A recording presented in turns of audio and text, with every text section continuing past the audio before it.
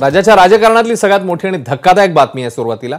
अर्थसंकल्पीय अधिवेशनाच्या अखेरच्या दिवशी आज विधिमंडळात एक धक्कादायक प्रकार घडला। लॉबीमध्ये मंत्री दादा भुसे आणि शिंदे गटाचे कर्जतचे आमदार महेंद्र थोरवे यांच्यात राडा झालाय। दोन्ही नेत्यांनी एकमेकांना धक्काबुक्की केली।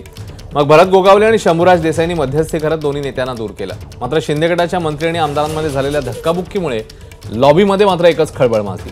आपल्या एका कामासंदर्भात विचारणा करण्याचा प्रयत्न आमदार थोरवे करत असताना दोघांमध्ये वाद पेटला आणि एक धक्काबुक्की झाल्याचं पाहायला मिळालं।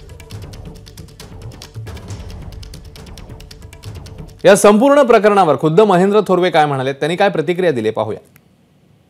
मी त्यांना विचारलं की दादा, बाकीच्या लोकांची कामं त्या ठिकाणी काल तुम्ही मीटिंगमध्ये घेतलीत आणि मी सांगितलेलं काम मुख्यमंत्र्यांनी सांगून सुद्धा तुम्ही त्या ठिकाणी केलं गेलं नाही। त्या गोष्टी मी त्यांना विचारायला गेलो तर ते माझ्यावरती थोडीशी चिडून बोलले। मी विचार केला, आम्ही स्वाभिमानी आमदार आहोत, आम्ही मुख्यमंत्र्यांबरोबर आम्ही प्रामाणिकपणे आहोत। तुमच्यावर मुख्यमंत्री म्हणून मुख्यमंत्र्यांनी जबाबदारी दिलेली आहे मंत्री महोदय म्हणून, तर त्यांनी आमदारांची कामे प्रामाणिकपणे त्या ठिकाणी केली पाहिजेत। अशा पद्धतीने ॲरोगंटपणे आम्हाला उत्तर देऊन आम्ही आमचा स्वाभिमान विकणार नाही आहोत। आणि त्यामुळे मी त्यांना स्पष्टपणे बोललो की मी काय तुमच्या घरी खायला येत नाही आहे। तुम्ही मी सांगितलेलं काम जे आहे ते जनतेचं काम आहे, मला त्या ठिकाणी ते काम झालं पाहिजे, माझ्या मतदारसंघातलं काम आहे आणि ते काम तुम्ही त्या ठिकाणी करून द्या असं मी त्यांना त्या ठिकाणी सांगितलं।